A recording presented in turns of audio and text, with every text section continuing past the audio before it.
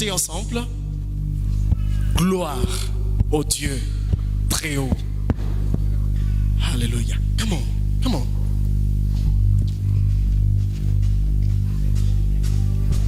Donnez-moi sol, sol. Donnez-moi sol. Très bien.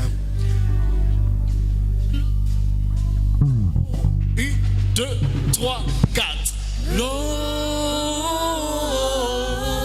Avec nos voix.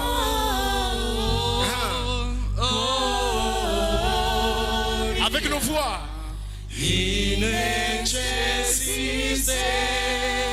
Plus fort que ça.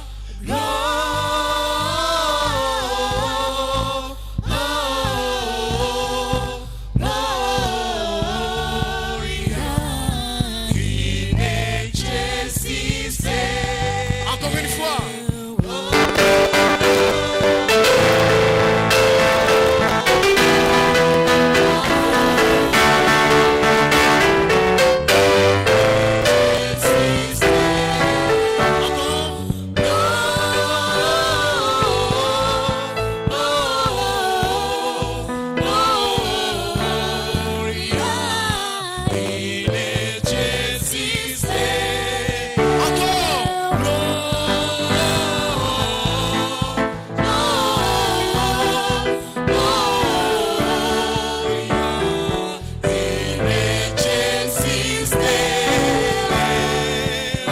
Est-ce qu'on peut l'acclamer?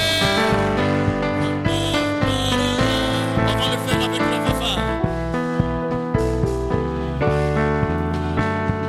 Les anges dans nos campagnes ont entonné l'hymne des cieux et plus dit des grands refrains. Réunissent ces chants mélodieux.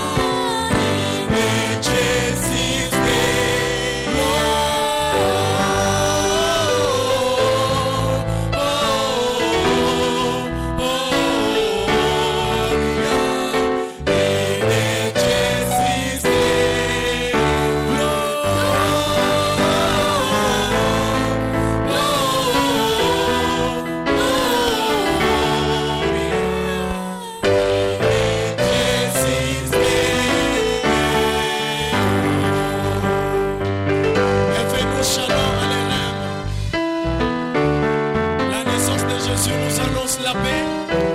La naissance de Jésus nous annonce la joie. Réveille-nous. Shalom Aleichem. Réveille-nous. Shalom Aleichem. Réveille-nous. Shalom Aleichem.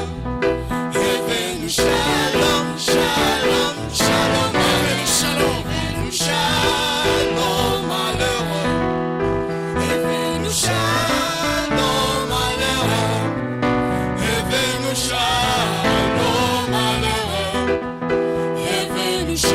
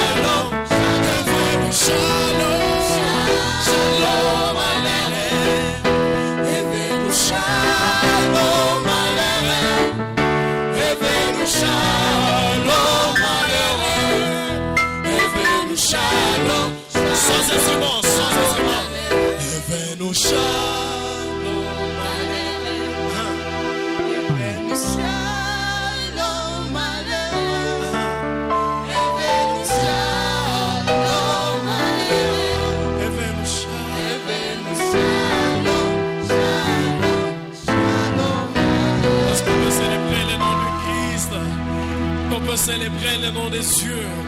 Alléluia, alléluia. Praise the Lord.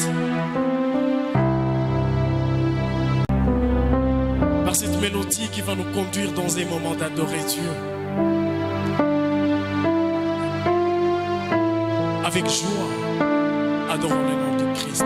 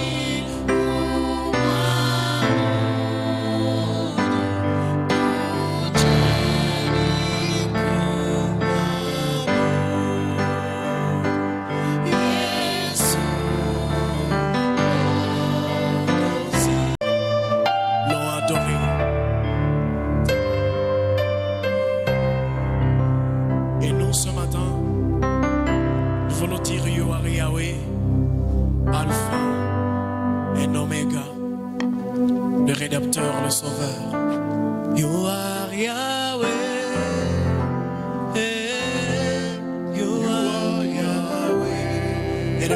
voix, adorez Dieu. You are Yahweh. You are Yahweh. You are Yahweh. You are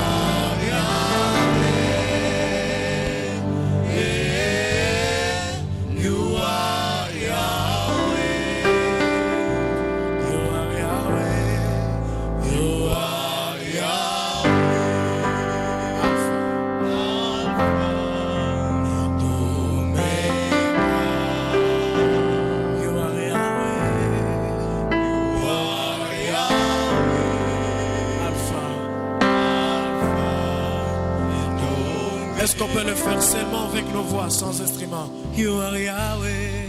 You are Yahweh. Yeah. You are Yahweh. Yahweh le Sauveur.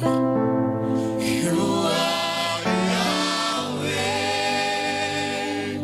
Yeah. You are Yahweh. You are Yahweh. You are Yahweh. Alpha. Alpha and Omega. You are Yahweh. You are Yahweh. Alpha.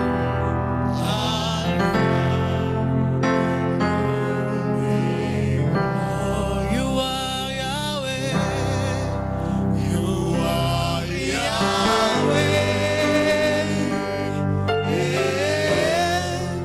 You are Yahweh.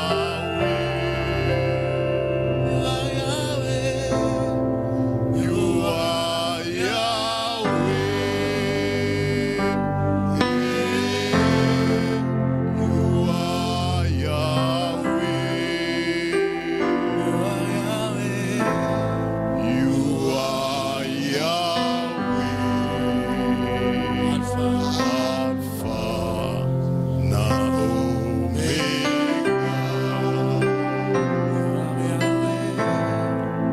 You are Yahweh. Alpha. Alpha and Omega. Oui, Dieu notre Père, nous venons de déclarer que tu es Yahweh parce que tu t'appelles éternel. C'est toi qui es au contrôle de tous les événements et de tous les temps. Nous te bénissons ce matin parce que c'est toi qui viens de nous réunir ici à ce lieu pour que nous puissions te célébrer ce culte à l'honneur de la nativité de ton Fils unique Jésus-Christ. Oui, Noël nous rappelle la naissance de Jésus. Mais cette naissance nous montre combien de fois tu es Dieu de miséricorde et Dieu d'amour et Dieu qui a partagé son amour avec l'humanité en donnant Jésus-Christ pour venir naître, grandir et a fait mourir à cause de nos péchés. C'est pourquoi nous te bénissons cet avant-midi et nous reconnaissons que tu es notre Père. À ce moment où nous voulons écouter ta parole, nous avons besoin de ton esprit, c'est pour nous assister à ce lieu. Nous avons besoin de cet esprit pour nous parler. Comme tu as parlé autrefois, nous prions Seigneur que tu nous parles encore ce matin afin que nous soyons transformés et édifiés par ta parole. Bénis mon frère, ma soeur ici présent. Bénis-nous tous au milieu de cette assemblée. Au nom de Christ, nous t'avons ici prié. Amen. Shalom. Nous allons nous asseoir.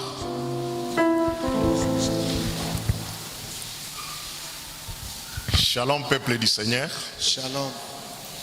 Nous sommes dans la joie de nous retrouver devant vous pour partager la parole de Dieu. Tunayo furaha kusimama mbele yenu kutoa neno la Mungu À ce jour de Noël, kwa siku kuu hii ya Christmas. c'est un grand jour dans l'humanité Ni siku kubwa ambayo inayosherehekea katika ulimwengu, et surtout pour les chrétiens. hasa zaidi kwa Wakristo. Parce que nous reconnaissons que Christ, il est notre sauveur. Kwa maana tunajua ya kwamba Kristo ni mwokozi wetu. Nous reconnaissons que Christ, il est Emmanuel.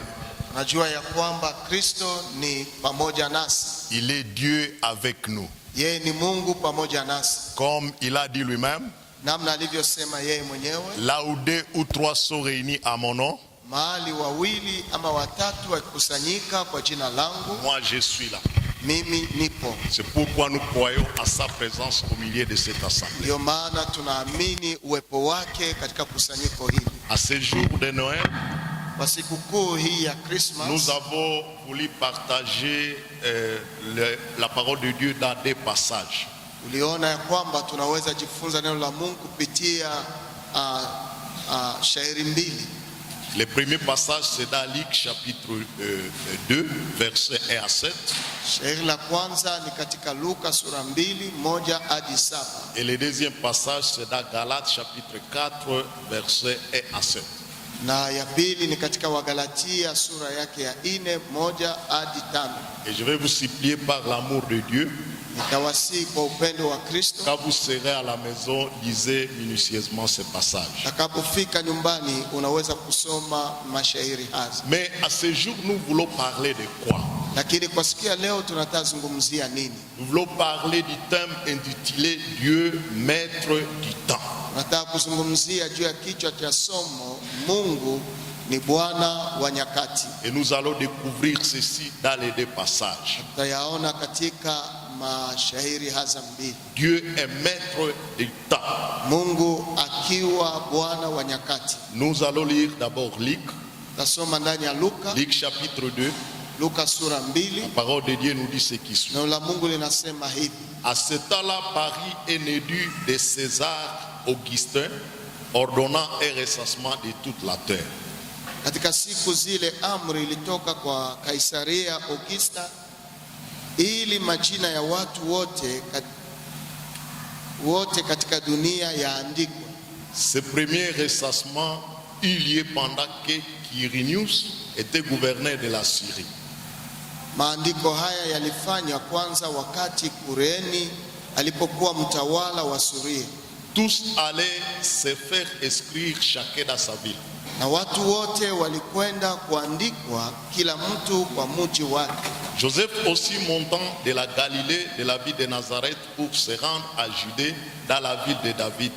Na Yosefu vile vile aliondoka Galilaya toka mji wa Nazareti akapanda kwenda Yuda hata mji wa Daudi appelé Bethléem parce qu'il était de la maison et de la famille de David. ulioitwa Bethlehem kwa sababu alikuwa wa jamaa ya Daudi.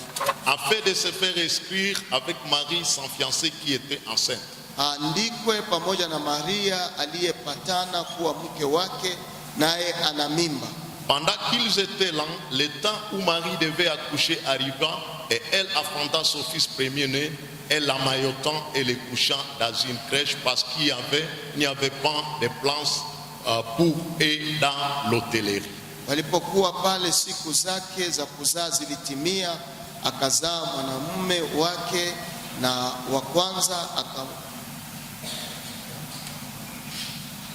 akazaa mwanamume wake wa kwanza, akamfunga nguo za kitoto, akamlalisha katika sanduku ya kulisha nyama, kwa sababu hawakupata nafasi katika nyumba ya wageni. Amen.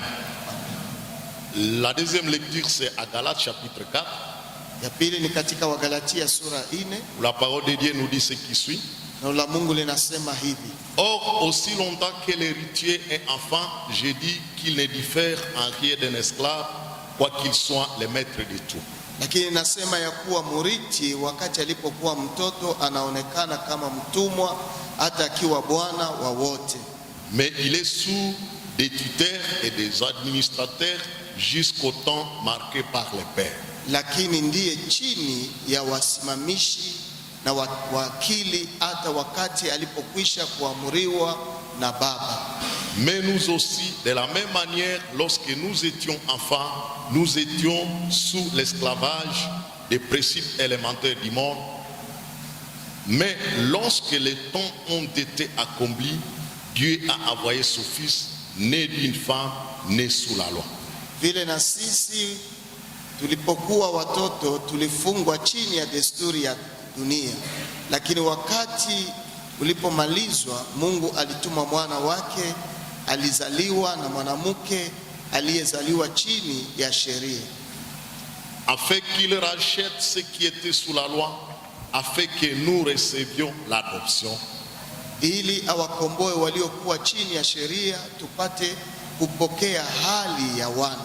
Et parce que vous êtes fils, Dieu a envoyé dans nos cœurs l'esprit de son Fils, lequel crie Abba, Père. Lakini kwa sababu ninyi ni wana, Mungu alituma roho ya mwana wake katika mioyo yetu, anayelia Abba, Abba. Et si tu n'es plus esclave, mais fils, et si tu es fils, tu es aussi héritier par la grâce de Dieu. Amen. Basi wewe si mtumwa tena, lakini mwana, na kama mwana basi murithi wa Mungu kwa Kristo. Amen. Amen. Nous allons applaudir pour la parole de Dieu. Oui, comme je venais de le dire tantôt, namna nimekwisha kuyasema mbeleni, ce matin nous voulons parler de Dieu, maître des temps. nataka kuongea juu ya Mungu ni Bwana wa nyakati. Si nous lisons Luc chapitre 2 versets 1 à 7, Kama tumesoma Luka sura 2 mstari wa kwanza hadi 7, nous allons voir qu'ici Luc nous rapporte un détail qui montre que Dieu est maître des temps et des circonstances. mahali hapa tunaona mahali ambapo Mungu anatuonesha ya kwamba yeye ni Bwana wa nyakati. En fait, avant la naissance du Seigneur, Kabla ya kuzaliwa kwa Yesu Kristo, il y avait un empereur qui répondait au nom de César Auguste. kulikuwa liwali ambaye aliyeitwa kwa jina la Augusto, Et cet empereur-là a publié une loi ou bien un édit. na huyo liwali aliweza kutangaza sheria moja, Et dans cette loi, il a ordonné le ressassement de tous les habitants de l'empire. kwa hiyo sheria aliweza kuruhusu watu wote wa Yuda waweze kufanya maandikisho ya majina yao. Et vous devez savoir que c'était pour prélever les impôts, bien sûr. Na utajua ya kwamba ilikuwa pia juu ya kuongeza hata uchumi yao. Mais il faut savoir que cet empereur-là, en faisant cela, Na ukijua ya kwamba huyo mliwali akiyafanya, il ne savait pas ce qu'il faisait. hakujua yale ambayo anayafanya. Donc, il faisait tout cela sans s'en rendre compte de ce qu'il faisait. Aliyafanya haya yote bila kujua nini ambayo ni msukumo inamsukuma kufanya hii. Mais dans ce ressassement-là, Dieu a voulu glorifier et même accomplir ses promesses. Lakini katika kuchapisha majina hiyo, Mungu aliweza kutafuta kutimiza ahadi yake. Parce que la Bible dit ce qui suit. Maana Biblia inasema maneno haya: Il a fallu que Moïse et que Marie et Joseph se rendent aussi dans leur ville. ilibidi ya kwamba Yusufu na Miriamu waende pia katika mji wao, Et qui vivaient dans la contrée du nord. ambao waliishi katika kaskazini, Et là c'était à Nazareth, na huko ilikuwa Nazareth dans Galilée. wa Galilaya, Et là il y avait plusieurs kilomètres qui séparaient Galilée de Juda. na hapo kulikuwa kilomita nyingi ambayo iliwatenga Galilaya na Yuda. Et il a fallu, à cause de ces ressassements-là, Kwa sababu ya kuandikisha kwa majina hiyo, que chacun retourne dans sa ville. ilibidi kila mmoja arudi katika mji. Il a fallu que Joseph prenne sa fiancée pour qu'ils se rendent dans leur ville d'origine, Bethléem, Ilibidi Yusufu achukue mfiancé wake, mchumba wake, afin na de se faire recenser.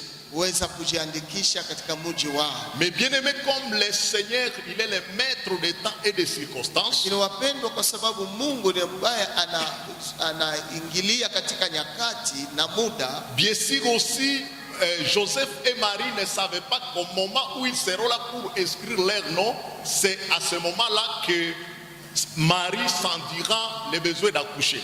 na inaonekana ya kwamba Yusufu na Miriamu hawakujua ya kwamba wakati watakapofika katika mji huo ndio itakuwa muda wa kuzaa. Mais comme Dieu lui-même avait déjà dit dans sa parole, Lakini kwa sababu Mungu ndiye alikuwa amesema ndani ya il neno, avait déjà dit par la bouche de Michée alikuwa ameyasema kwa kinywa ya nabii Mika que le roi qui naîtra, ya kwamba mfalme atakayezaliwa il sera né à Bethléem d'Égypte. atazaliwa kwa mji wa Yuda wa Bethlehem. Là, nous trouvons cela dans Michée chapitre 5, versets 1er et 2. Pale tunayaona katika Mika sura 5 mstari wa kwanza na ile ya pili. Dieu avait déjà dit dans la bouche du prophète Mungu alikuwa amesema tayari katika kinywa ya nabii yake que celui qui naîtra comme roi du monde, ya kwamba yule atakayezaliwa kama mfalme wa ulimwengu il va naître à Bethléem d'Égypte. atazaliwa kwa Bethlehemu ya Yuda. Et comme Dieu veille sur sa parole Na pour kwa sababu l'accomplir, Mungu anakeshea neno lake juu ya itimize, il a fallu qu'il organise cela. ilibidi yeye mwenyewe ashughulikie kwa kuandaa hiyo. Et comme je venais de le dire, Namna nimetoka ça kusema, que César Augustin le savait, ngalao hata liwali Augusta asipojua yale ambayo anayafanya, il a ordonné un recensement. aliruhusu majina ya watu Et yaandikwe. Joseph et Marie devraient se rendre dans leur ville Kwa hivyo Yusufu na Miriamu wangeenda katika mji wao pour se faire recenser. ili waweze Et kujiandikisha. au moment qu'ils sont là, Na wakati walipokuwa huko, comme nous a dit Luc kama vile Luka alivyosema au verset 6, kwa mstari wa pendant 6, qu'ils étaient là, le temps où Marie devait accoucher arriva. walipokuwa pahali, siku zake za kuzaa zilitimia, Et elle enfanta son fils premier-né, elle l'amaillotant et l'accouchant dans une crèche parce qu'il n'y avait pas de place pour et dans l'hôtellerie. akazaa mwanamume wake wa kwanza, akamfunga nguo za kitoto, akamlalisha katika sanduku la kulisha nyama, kwa sababu hawakupata nafasi katika nyumba ya wageni. Bien-aimé qui est ici présentement, Mpendwa ambaye uko nous hapa, devons savoir que le Dieu à qui nous faisons confiance, huwezi kujua ya kwamba Mungu ambaye tunayemtumainia il est le Dieu qui est le maître du temps. ni Mungu ambaye anakuwa juu ya nyakati. Celui qui contrôle les événements. Ni yeye anajua namna gani majira inavyopita. Souvent nous voulons presser Dieu Mara nyingine tunataka kutanguliza Mungu de faire des choses, kufanya kitu, mais il ne le fait pas lakini haifanyi parce que son temps n'est pas encore là. kwa sababu muda wake bado haijafika. Mais quand son temps arrive Muda inapotimia d'exécuter ce qu'il a déjà planifié dans son calendrier, kutimiza yale aliyo tayari kuyatengeneza, il l'exécute. anayatimiza. Nous savons ce qui est arrivé avec Hérode à la naissance de Jésus. Tunajua nini iliyofikia Herode kwa kuzaliwa kwa Yesu. Là nous sommes en Matthieu chapitre 2, Pale tuko katika Mathayo sura 2, où Hérode a cherché tous les moyens d'éliminer Jésus. mahali ambapo Herode alitafuta njia yote ya kuua mtoto Yesu, Mais il n'a pas pu lakini hakuweza, parce que celui qui contrôlait les événements c'était Dieu. kwa sababu aliyekuwa akishughulika na nyakati ilikuwa Mungu. Et nous devons savoir que le Dieu à qui nous croyons, il est le maître des temps. Hivi tunahitaji kujua ya kwamba Mungu tunayemwamini yeye anakuwa juu ya nyakati. Aucun mal ne peut vous arriver si Dieu ne décide. Hakuna ubaya yoyote naweza Et kufikia s'il y a kama quelque chose hakuruhusu. qui vous arrive, Na kama kuna kitu imekufikia, il faut savoir que cela c'était dans l'état de Dieu. jua ya kwamba hii ilikuwa katika nyakati za Mungu. Paul confirme cela aussi. Paulo anasema maneno haya pia Là où nous avons lu en Galates plutôt, mahali tuliposoma ndani ya Wagalatia. la Bible dit ce qui suit au verset 4. Biblia inasema hivi kwa mstari wa Mais lorsque les temps ont été accomplis, Lakini wakati ulipotimia, Dieu a envoyé son fils né d'une femme née sous la loi. Mungu alituma mwana wake alizaliwa na mwanamke aliyezaliwa chini ya sheria. Paul confirme cela comme je venais de le dire. Paul anatimiza yale namna ninatoka kusema. Il dit lorsque les temps ont été accomplis. Wakati muda ulipotimia. Cela signifie quoi?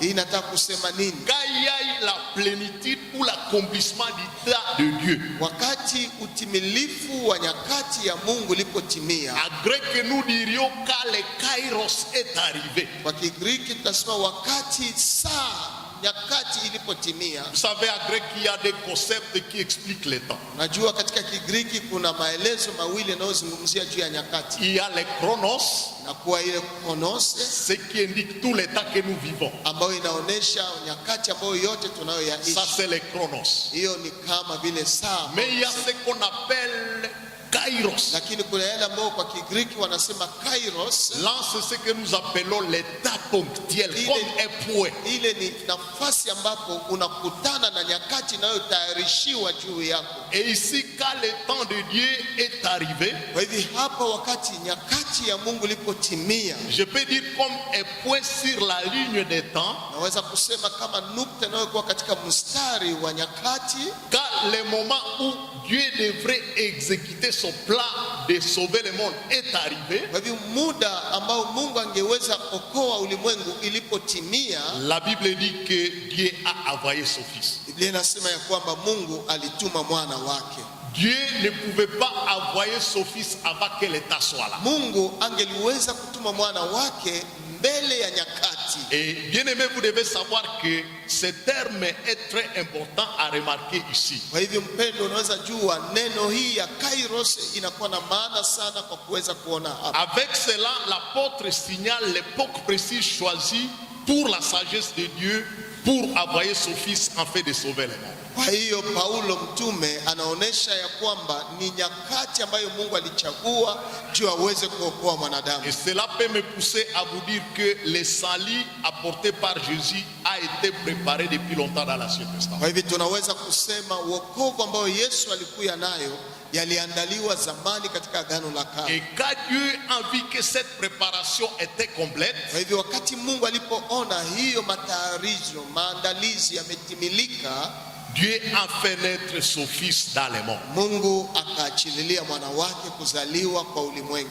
Et quand nous considérons cette préparation du salut de l'humanité, kwa hivyo tunapoona maandalizi ya ukombozi ya ulimwengu, et cela ça commence par la naissance de Jésus-Christ. Hii inaanza na kuzaliwa kwa Yesu Kristo. Cette préparation commence depuis longtemps. Hiyo maandalizi yalianza tokea zamani. C'est depuis que l'homme a commis le péché dans le jardin d'Éden. Tokea mwanadamu alipofanya dhambi katika bustani ya Eden. Parce que quand nous lisons en Genèse chapitre 3, maana tunaposoma ndani ya Mwanzo sura 3, quand l'homme et la femme avaient déjà connu les forfaits, wakati mwanaume na mke walipokuwa wameshaanguka kwenye dhambi, le Seigneur a proclamé une promesse.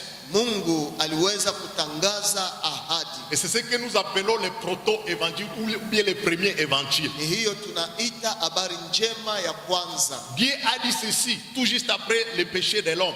Mungu alisema hivi kisha tu kuanguka kwa mwanadamu. Il dit je mettrai inimitié entre toi et la femme. Na nitatia uadui katikati yako na mwanamke. Entre ta postérité et sa postérité. Na katikati ya uzao wako na uzao wake. Celui-ci t'écrasera la tête. Ataponda kichwa chako. Et tu lui blesseras les tendons. Na wewe utaponda kisingino chake. Là c'était déjà un message d'espérance que Dieu donnait. Hii ilikuwa tayari ujumbe wa tumaini ambayo Mungu aliacha. Oui, le péché est déjà là. Ni kweli dhambi imeshaingia. Mais déjà Dieu dit ce qui suit. Lakini tayari Mungu amesema maneno haya. Il y aura une inimitié entre ta postérité et la postérité de la femme. Utakuwa uadui katikati ya uzao wako na uzao wa mwanamke. Mais il y aura un moment où lakini pia kutafikia muda la postérité du serpent uzao wa nyoka va blesser celle qui viendra de la postérité de la femme au talon. Itakuya kuponda kizao ya mwanamke kwa kisingino chake, mais celui qui viendra de la postérité de la femme, lakini atakayetoka katika uzao wa mwanamke, la Bible dit qu'il va écraser la tête. Biblia inasema ataponda kichwa. Je me souviens de ce que l'orateur de dimanche a dit le dimanche passé. Nakumbuka kwa yale ambayo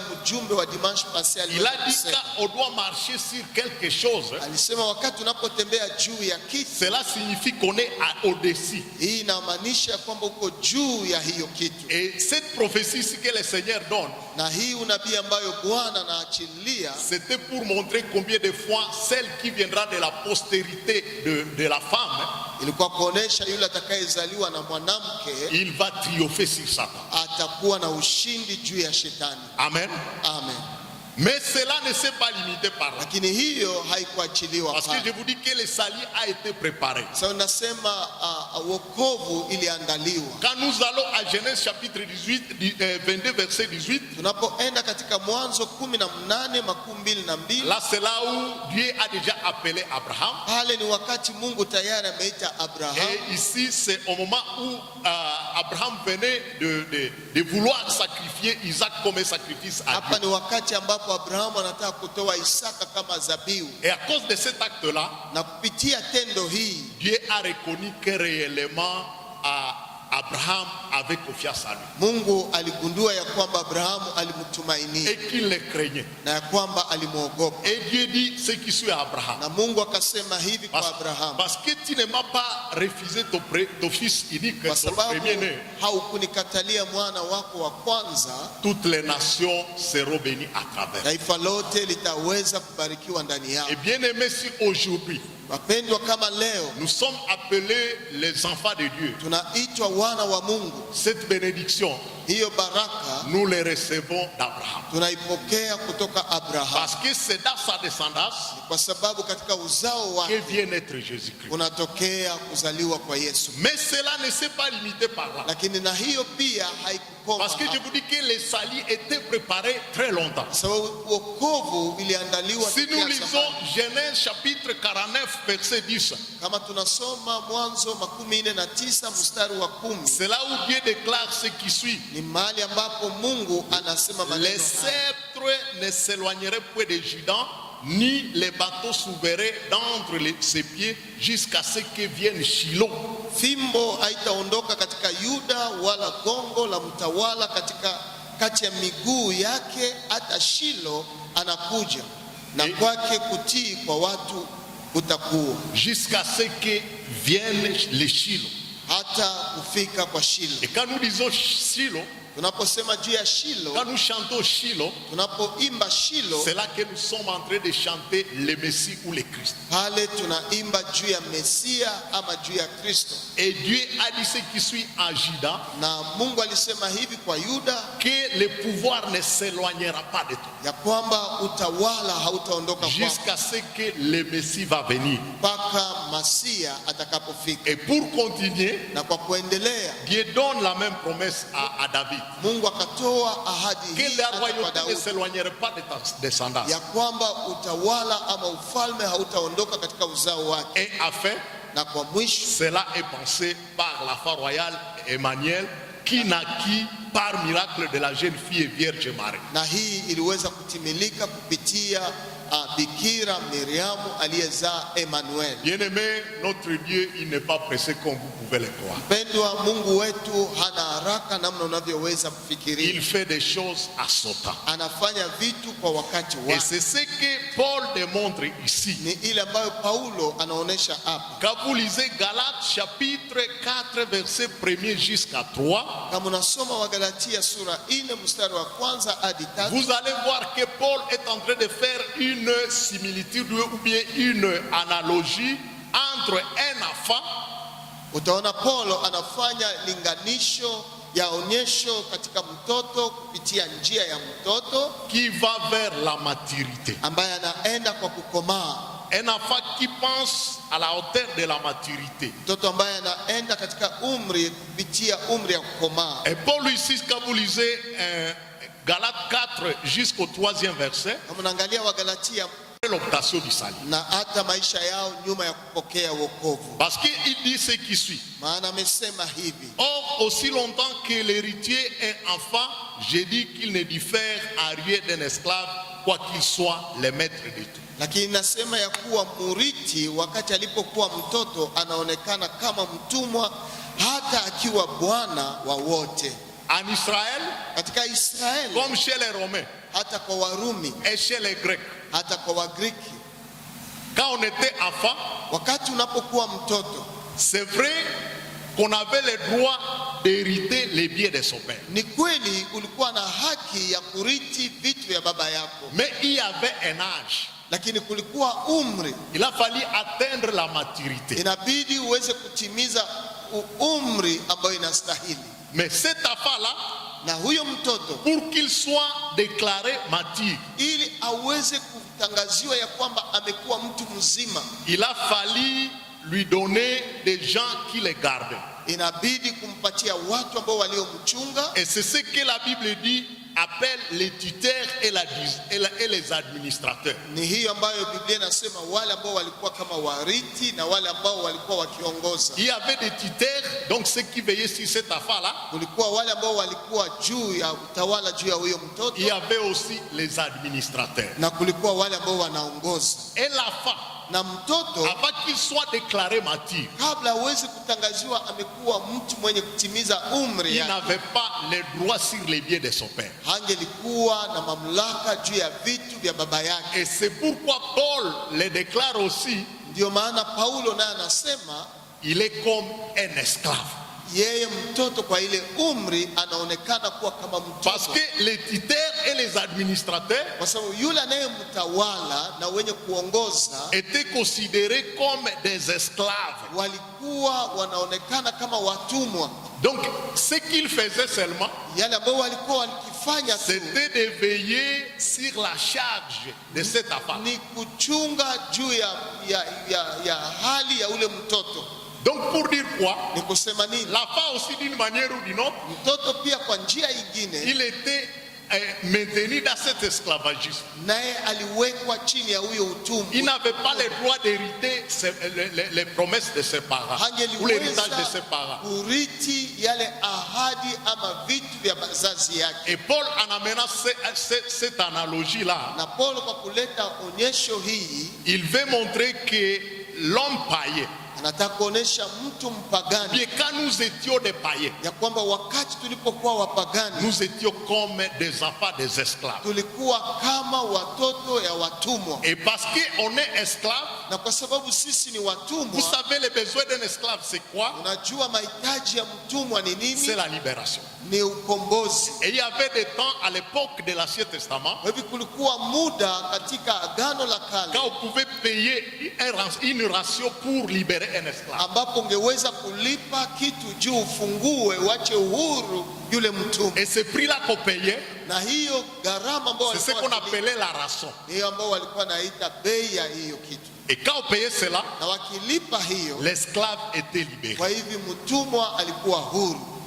Alors, bien aimé, Kwa hivyo wapendwa, il a fallu une préparation par Dieu ilibidi maandalizi kutokea Mungu pour que Jésus soit né. ili Yesu aweze Et kuzaliwa. quand Jésus naît, Na wakati Yesu la alipozaliwa, Bible dit il est né d'une femme. Biblia inasema alizaliwa na mwanamke. Cela montre l'humanité de Christ. Hiyo inaonyesha Mungu katika ulimwengu, Celui qui était Dieu ambaye aliyekuwa Mungu par incarnation, kwa kupitia kuingizwa il a pris le corps humain. aliweza kuchukua mwili ya mwanadamu. Mais aussi la Bible dit ce qui suit. Na yale ambayo Biblia inaongea Il pia, est né aussi sous la loi, alizaliwa pia kwa muda wa sheria comme n'importe quel homme. kama vile mtu mwingine wote. Jésus était tenu d'obéir à la loi. Yesu ilimubidi atii sheria. Si vous naissez par exemple au Congo, Kama unazaliwa kwa Kongo, vous allez vivre selon les Congolais. utaishi kulingana na sheria ya Parce Kongo, qu'il y a des lois qui nous régissent. kwa sababu kuna sheria ambayo inatuhusika. Et Jésus, bien qu'il était Dieu, Hata kama Yesu alikuwa Mungu, mais il vient naître anakuja là où kuzaliwa il faut respecter les sabbats, mahali inabidi kutii Sabato, là où il ne faut pas manger les animaux impurs. mahali hauwezi kukula chakula isiyokuwa safi. Lui aussi devrait être soumis à cela en tant Naye qu'humain. pia alitembea katika sheria hiyo kama mwanadamu, Parce qu'il est né sous la loi. kwa sababu amezaliwa kwa muda wa sheria. Alors bien aimé, Kwa hivyo wapendwa, nous étions esclaves. tulikuwa watumwa. Et quand Dieu a vu, Wakati Mungu alipoona, il a préparé le salut aliandaa wokovu pour que nous soyons libérés. ili tuweze kupata ukombozi. Nous étions esclaves du péché. Tulikuwa watumwa wa dhambi, Et Esaïe a dit, na Isaya alisema chacun suivait sa propre foi. kila mtu alienda kwa njia yake, Chacun suivait sa propre foi. kila mtu alifuata njia yake. Mais le Seigneur, Lakini Bwana a donné à Jésus-Christ, kwa kutoa Yesu il Kristo a fait reposer l'iniquité de nous tous sur lui. aliweza kubeba makosa yetu juu yake, Pour que moi et vous ili mimi na wewe soyons libérés de nos tuwe péchés. huru katika utumwa wetu. Je ne sais pas si vous avez déjà compris, Sijue kama umeshaelewa, quand on est pécheur, wakati uko mwenye dhambi, réellement on est esclave. kwa ukweli uko mtumwa wa dhambi. Il y a un frère taximan qui m'avait donné son témoignage. Kuna mtu mmoja taksimen ambaye alinipatia ushuhuda wake. Il a dit, pasteur, Alisema, mchungaji, quand on est esclave du péché, wakati uko mtumwa wa dhambi, on l'est réellement. kweli kweli wewe ni mtumwa wa dhambi. Il dit, par malchance, Nasema kwa bahati mbaya j'avais une deuxième femme à Bohunga là-bas. nilikuwa na mwanamke wa pili huko Là, c'est vers Kato, là où il y a le cimetière de Kato. huko kupita Katwa. Mais vous savez là où il vivait? Lakini unajua mahali alipokuwa akiishi, Il vivait ici vers Kanzouza. yeye alikuwa anaishi ngambo wa Kanzunza. Alors, il me disait ce qui suit. Alikuwa ananieleza maneno haya, Quand l'esprit là m'arrivait d'aller à Kato, wakati hiyo roho ya utumwa même ilipoingia si katika c'était mimi, 23 heures, ili niende Katwa, hata ikuwe saa même si 5 ya c'était usiku, minuit, hata iwe saa 6 ya j'ai usiku, quitté chez moi ici à Kanzouza nilikuwa natoka kwangu pour me Kanzunza rendre à Bohunga. ili niende huko kupita Katwa, Sans réfléchir que je peux trouver les bandits armés. bila kufikiri ya kwamba ninaweza Mais kukutana parce watu que wajambazi, j'étais dominé par les péchés, lakini juu nimefungwa na dhambi, je me rendais. nilikuwa naenda huko. Bien aimé,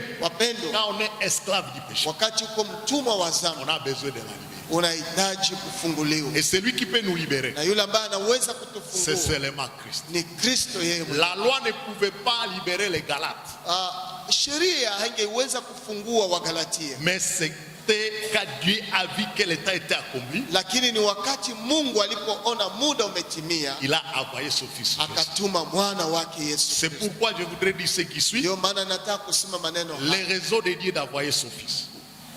yaliyomsukuma Yesu, Mungu kutuma Yesu. Premièrement, Ya kwanza c'est pour délibérer ceux qui étaient esclaves. ni kufungua waliokuwa watumwa. Dans ce contexte que nous venons de lire ici en Galates chapitre 4, Kupitia maelezo yale tumetoka kuyasoma ndani ya Wagalatia et sura ce qui 4, les retenait, c'était la loi. yale ambayo ilikuwa na washika ilikuwa sheria, Mais pour nous, lakini kwa sisi c'est le péché. ni dhambi.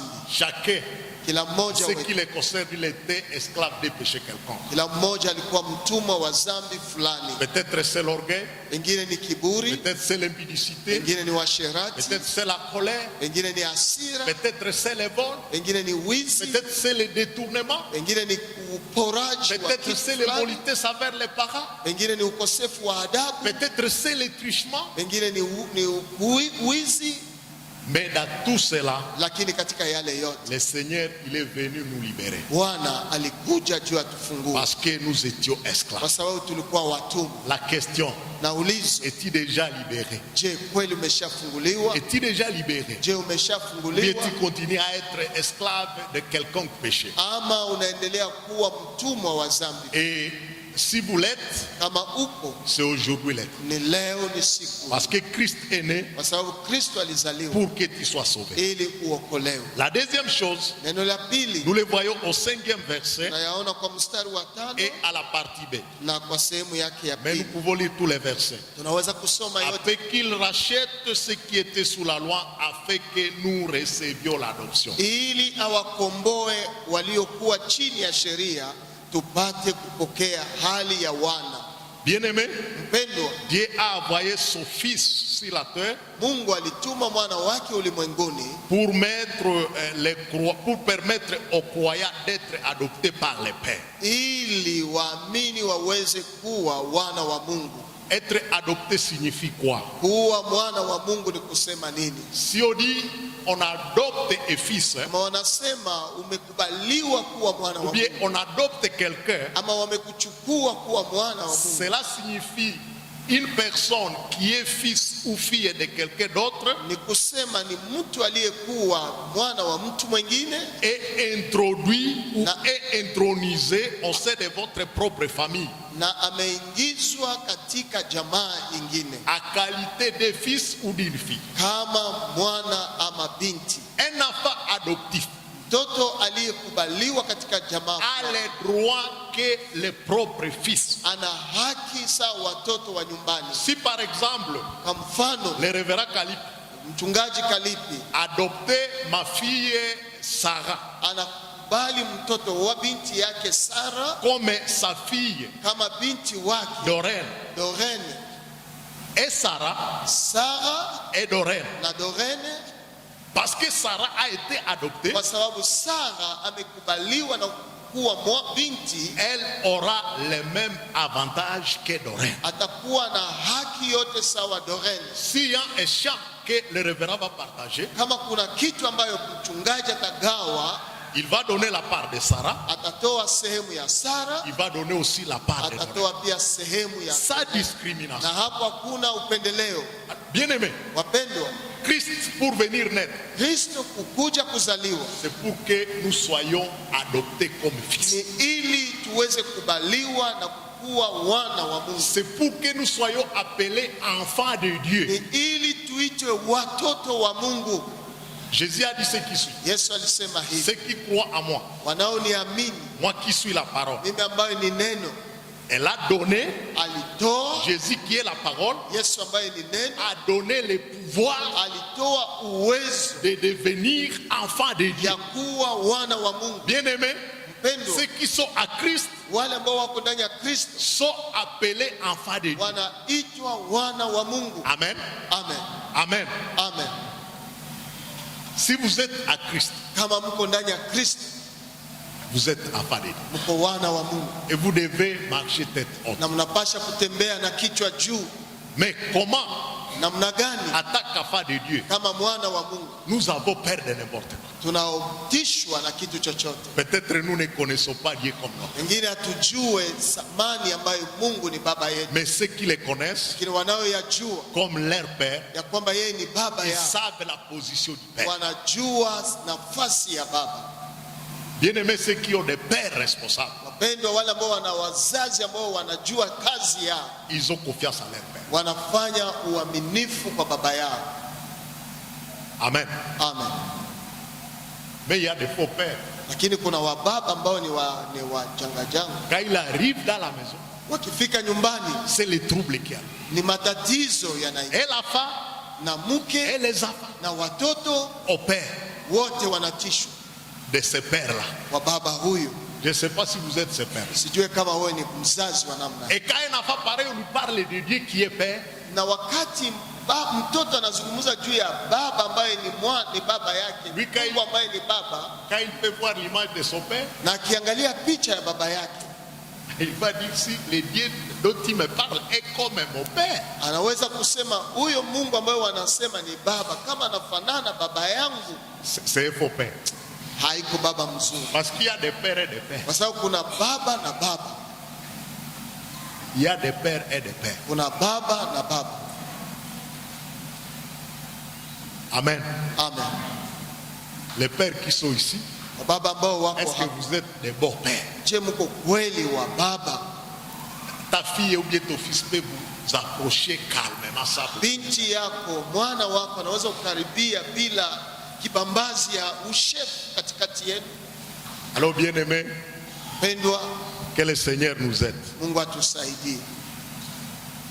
Que le Seigneur nous aide. Mungu Et atusaidie. nous devons savoir que nous sommes des fils adoptifs. Tunapasha kujua ya kwamba sisi ni wana waliokubaliwa na Mungu. Et de la même manière que les hommes n'ont régénéré son fils de Satan, Vile vile wale watu ambao hawajazaliwa mara ya pili ni watoto wa il shetani. faut savoir que ceux qui sont régénérés sont enfants de Dieu. Kinajua wale waliozaliwa mara ya pili ni wana wa Parce Mungu. que quand vous lisez Galates chapitre 3 verset 26, Sababu ukisoma Wagalatia sura 3 mstari wa 26, la Bible dit car vous êtes tous fils de Dieu par la foi à Jésus. maana ninyi wote ni wana wa Mungu kwa imani katika Yesu Kristo. Depuis que nous avons cru en Jésus, Tokea tulipoamini Yesu Kristo, nous sommes des enfants adoptifs de Dieu. sisi ni wana waliokubaliwa na Mungu. Notre foi à l'œuvre de Jésus Imani yetu kwa makazi ya Yesu Kristo nous donne ce nouveau statut d'être des enfants adoptifs. inatupa hiyo haki ya kuwa wana waliokubaliwa na Mungu. Mais il faut savoir que l'œuvre là Lakini lazima ujue ya kwamba kazi ile ne vient pas de nous-mêmes. haikutoka kwa sisi wenyewe, C'est l'œuvre du Saint-Esprit. ni kazi ya Roho Mtakatifu, Comme nous dit Romains chapitre 8 verset 15. kama vile wa Roma sura 8 mstari wake wa 15 inavyosema. Quand nous lisons Romains chapitre 8 verset 15, Wa Roma 8:15, la Bible dit ce qui suit. Biblia inasema maneno Et vous yafuatayo: n'avez point reçu un esprit de servitude pour être encore dans la crainte, kwa maana mkupokea tena roho ya utumwa inayoleta woga, mais vous avez reçu un esprit d'adoption par lequel nous crions Abba, Père. lakini mulipokea roho ya kufanya wana, kwa sababu hii tunalia Aba, Baba. Bien-aimé, l'œuvre du salut, elle est gratuite. Mpendwa, kazi ya uokozi ya wokovu ni ya bure, Parce que cela nous vient du kwa Saint-Esprit. sababu hiyo inatoka kwa Roho Mtakatifu. Elle n'a pas d'origine, une source humaine. Haina mwanzo yake kutoka mwanadamu, Mais Dieu lui-même en est la source. lakini ni Mungu mwenyewe ndiye chemchemu ya mwanzo ya hiyo Et wokovu. comme nous sommes bien des fils de Dieu, Kwa sababu sisi sasa ni wana wa Mungu, comme le témoigne Paul à Romains 8:15, kama vile Paulo anavyoshuhudia ndani ya Waroma 8:15, nous appelons notre Père céleste Abba. tunaita baba yetu wa mbinguni Aba. Abba signifie Aba maana yake Père. baba. Quand nous disons Abba Père, Kati tunaposema Aba, baba, nous sommes en train de dire à d'autres termes Baba Baba. tunasema tu neno moja, baba, baba, Abba Père. Aba, baba. Et bien aimé, Mpendwa, ce mot-là, neno hii le mot Abba, Aba signifie la confiance ou l'affection des fils à son père. ni tumaini na kufungamana katika mwana na baba. C'est comme vous pouvez appeler votre papa, votre père papa.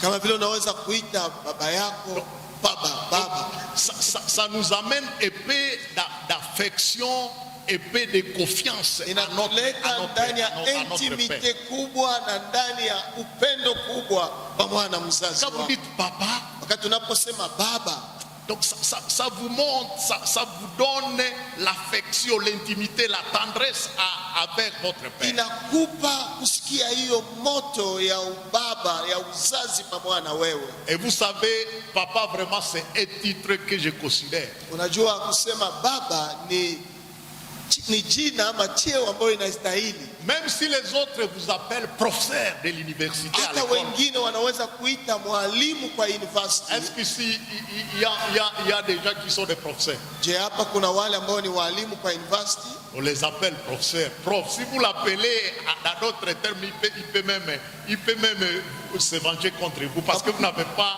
dit professeur. Kama unamuita kwa jina ingine, anaweza hata kukasirikia juu ya kusema professeur. Mais quand il arrive chez lui à la maison, Lakini akifika nyumbani kwake, son épouse l'appelle. mke wake anamuita nani? Il dit mon époux. Anamuita mume wangu. Les enfants l'appellent Watoto wanamuita nani? papa. Baba, Papa. baba. professeur. hapana professeur. Quand je suis à Bunia, je loge toujours chez un professeur. Ninapokuwa Bunya ninalala kila mara kwa mwalimu ambaye ni professeur. Je n'ai jamais entendu ces filles ou même ces fils dire professeur. Si haonaka watoto wake binti yake wanasema mwalimu ama rabi. Ils papa. Wanaita tu baba. Une appellation araméenne qui montre l'intimité entre les fils et les papas. Ni namna kuita ya Kiaramea ambayo inaonesha ya kwamba kuna uhusiano katika uzazi na mtoto. Et bien aimé, je ne sais pas comment expliquer cela. Mpendwa, ninaweza kunashindwa jinsi ya kukuelewesha. Mais aussi Jésus, lakini Yesu naye il a utilisé cela. alitumia hiyo. Quand il était dans le jardin de Gethsemane, alipokuwa ndani ya bustani ya c'était quand Gethsemane, il était agonisant. na hasa zaidi wakati alikuwa amechoka sana. Il a utilisé le concept Abba. Alitumia hiyo neno Abba. Il a dit Père. Alisema Baba. C'est vrai. Ni kweli. L'esprit est disponible. Roho iko tayari. Mais la chair est faible. Lakini mwili ni dhaifu. Oh, quand il appelle Dieu son Père, anapoita Mungu Baba, cela témoigne encore une fois l'intimité que le Fils avait avec son Père. Inaonesha tena uhusiano ambao alikuwa nayo kama mwana pamoja na Mungu wake. Et bien aimé, mpendo à Christ, katika Kristo, Dieu est notre Père. Mungu ni baba yetu. Alléluia. Amen. Dieu est notre Père. Mungu ni baba yetu. Et nous l'appelons Père. Na tunamuita Baba. Nous n'avons pas honte de nous adresser à lui. Hatuna haya ya kuweza kuzungumza na yeye. Parce que nous reconnaissons qu'il est notre Père. Maana tunajua ya kwamba yeye ni baba yetu. Pour terminer, kwa kumaliza, nous disons ce qui suit. Tunasema maneno haya. Dieu est celui qui accomplit ses promesses au temps fixé par lui-même. Mungu ni mwenye kutimiza agano lake ama ahadi zake kwa nyakati aliyoweka. Bien-aimés, ne soyez pas pressés avec Dieu. Mpendwa, usitafute kumsukuma Mungu kwa haraka. Ou bien ne pressons pas Dieu. Ama usitangulie Mungu. J'ai posé cette question à nos mamans.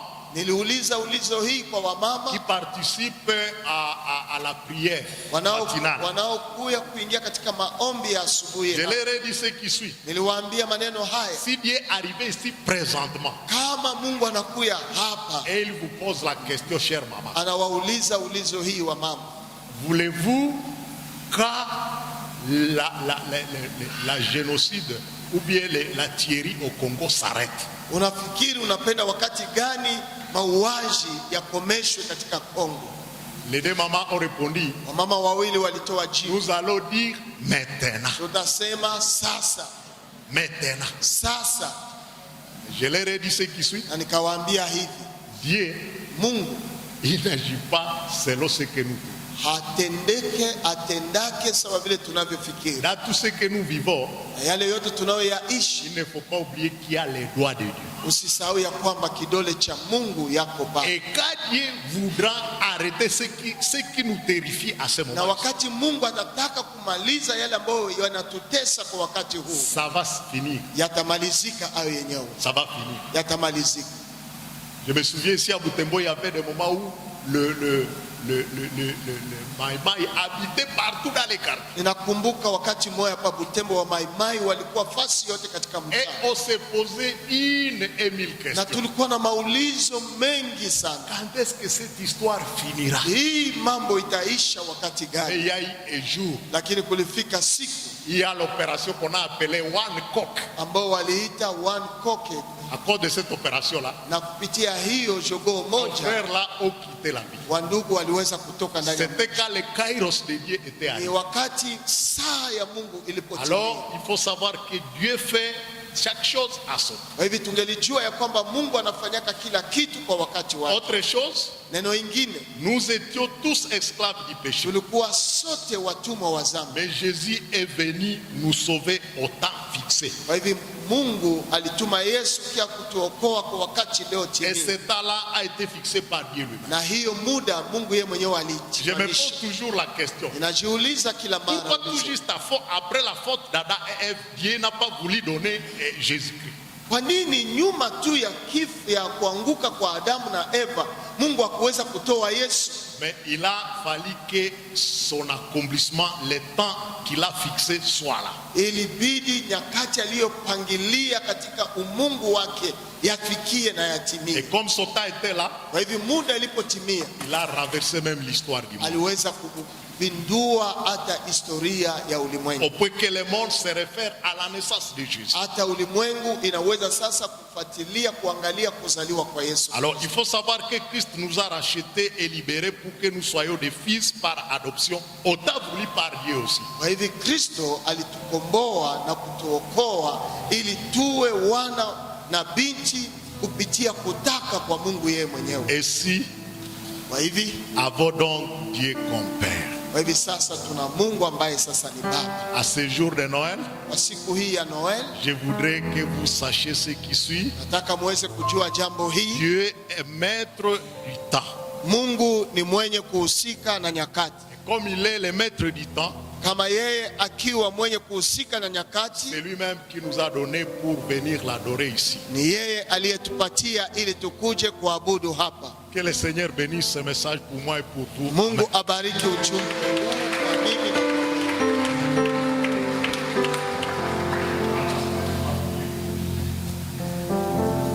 na tuombe.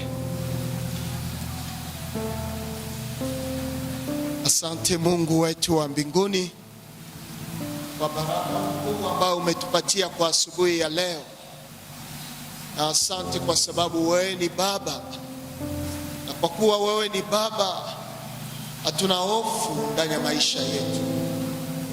Kila mara tunajisikia katika mikono yako, iwe kwa nyakati ya wasiwasi, ya maulizo siokuwa na jibu.